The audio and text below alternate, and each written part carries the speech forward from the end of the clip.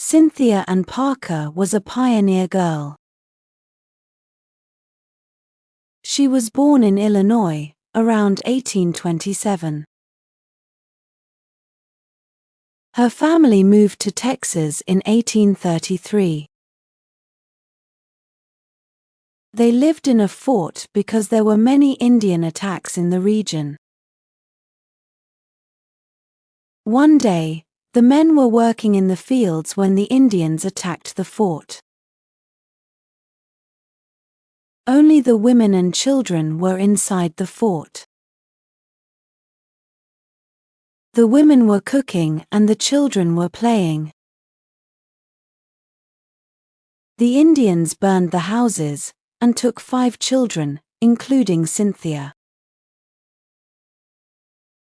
After some months, the Indians returned the children to their families. But they didn't return Cynthia. When Cynthia woke up, she was lying in a tent. "Where am I?" she thought. She looked out the door. She was in a Native American camp. There were lots of people and horses. Women were washing clothes and making food. Children were playing. Cynthia was thinking about her family when a young woman came into the tent and gave her some food. She washed Cynthia and gave her new clothes. The woman took Cynthia to the biggest tent in the camp.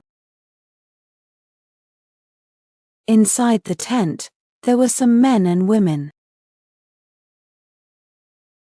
They were all talking when a tall man entered and sat down. He was wearing a headdress with many feathers.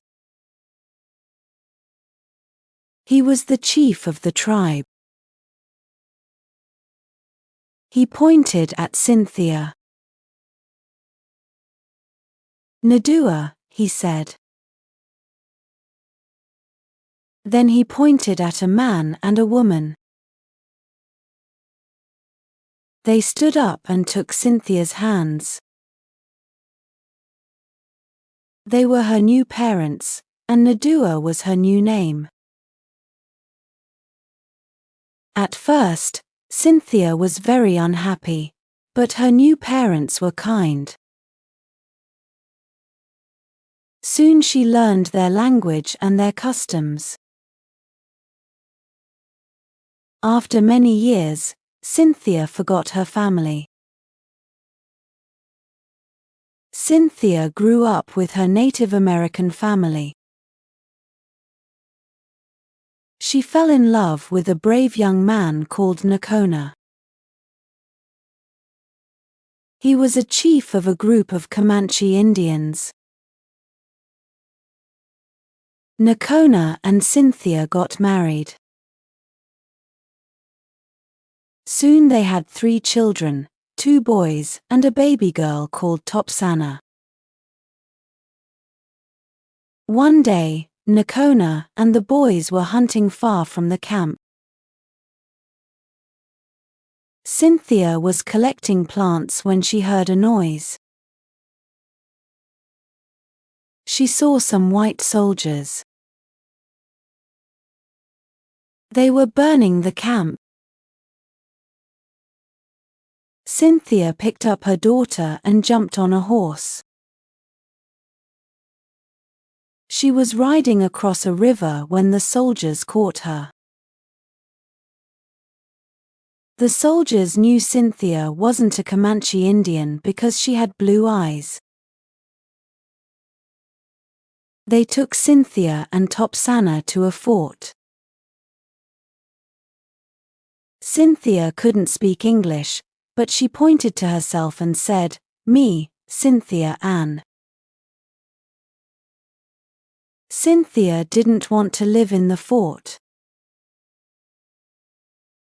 She wanted to return to her Native American family, but the soldiers told her that Nakona and her sons were dead. Cynthia was crying when her uncle arrived at the fort.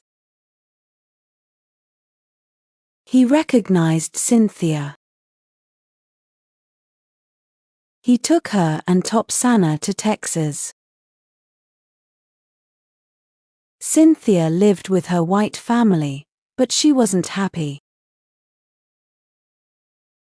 She tried to run away many times, but she never saw her Indian family again. 4 years later, Topsana passed away. Cynthia was heartbroken, and she died the next year. Thank you for watching. Have a good day.